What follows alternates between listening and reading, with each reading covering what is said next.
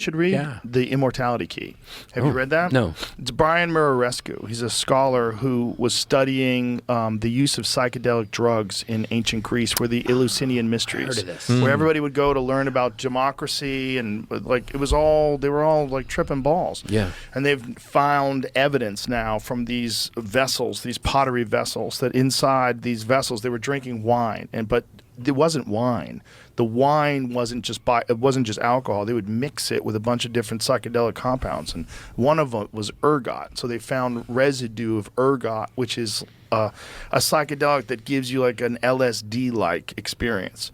So they were all drinking wine and tripping balls and figuring out democracy and, like fucking the stars and constellations. They were out of their heads. Yeah. You and have to the birthplace of so much of Western society has come from that one spot. When's the last time you banged out a little LSD? It's been a long time. Yeah? You think you'll bang it out again one day before you go? I would like it to be legal before I admit to that. Oh, right, all right. This is what I think. Oh, I thought LSD was legal. No. Super illegal. Oh, all right. Schedule 1.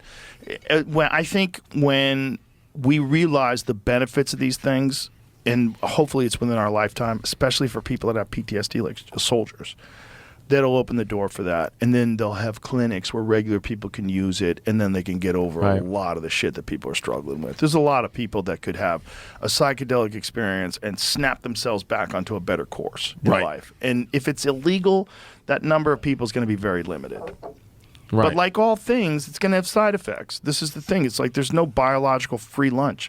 And if you're doing something that's blowing your brains out, like LSD, there's a certain amount of people who aren't coming back. Right. And that's real, because there's a certain amount of people who have a very fragile grasp on reality as it is. Right. You give that person 9 grams of psilocybin mushrooms, and you've got a real fucking problem. They might not ever come back. Were you able to snap back quick? You can snap back. Yeah. It depends on what you're doing, and when you're doing it, what time in your life, and what the experience was like. But it should be something that's controlled. It should be something that where you have places you can go where they have a very strict protocol. They measure your weight. They know what the dose is to give you. You can do it in a calm and clean and safe setting. They're regulated. They have counselors. They have people that understand. They screen you to make sure that you're not on any psych medications first that would interfere with it. That's what we should have, just like we have hospitals, just like we have mental health institutes. There should be psychedelic research centers that are connected to treatment facilities. Right. There you go. I want to do it. I mean, That's that's what ketamine therapy is in some small ways, right? Exactly. It's very psychedelic. In fact, John Lilly, the guy who created a sensory deprivation tank, that was his vibe. He used to like to do ketamine in there. He would do intramuscular ketamine. So he would go into the sensory deprivation tank and fucking bang himself with ketamine into the muscles, because it would last a long time and just...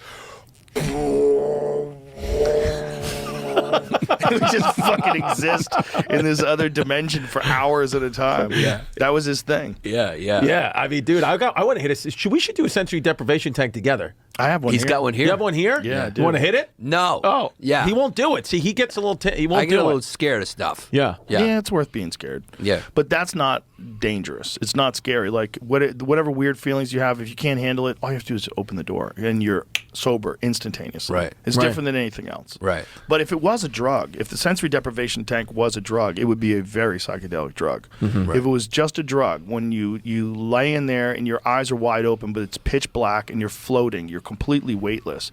If that was a drug, it'd be a very popular drug. Now, when you've done this stuff, have most people seem to say their ego disappears over the horizon type of stuff? They realize everything's connected. Have you had that experience? You definitely realize everything's connected. And your ego, you realize, is both protecting you and holding you back. Because your ego is like, you need a little bit of ego if you want to make it in life. Because you need to have enough confidence in yourself that you ask the girl out on a date that you're attracted to, or that you chase the job that you want, or that you like stand up for yourself when you feel like you're getting fucked over in a business deal. Like, you need some ego. You can't be completely selfless. You're not going to get anywhere. But then you have to realize that you're very fragile, and your ego is protecting you from a lot of like true understanding of the life experience. Right. And one of the most profound things that happens with psychedelic experiences is the complete dissolving of ego. And then you kind of see yourself and everyone around you in a way more objective way. And you realize, like, oh my God, we're all energy, like feeding off of each other. And we're pretending that we're isolated and we're singular. We're on our own. That's why, like, really ill people will tell you, I don't have any friends. I don't like people. I don't want to be around people. You know, I don't, you know, if you've got a guy who's a fighter pilot, it's like, I don't hang around with fighter pilots. Like, he's probably really depressed. Like, something's wrong with them. If you don't hang out with your peers, if you don't have friends, you don't enjoy camaraderie and community, you want to pretend that you're like this isolated, like, dark poet or something like that, you're probably very mentally ill. Yeah. There's probably something really wrong with you. Well, Because we're hardwired social species. 100%. And we enjoy each other's company. Yeah. We feed off of it. It's the worst thing they can do for you in jail is put you in solitary confinement.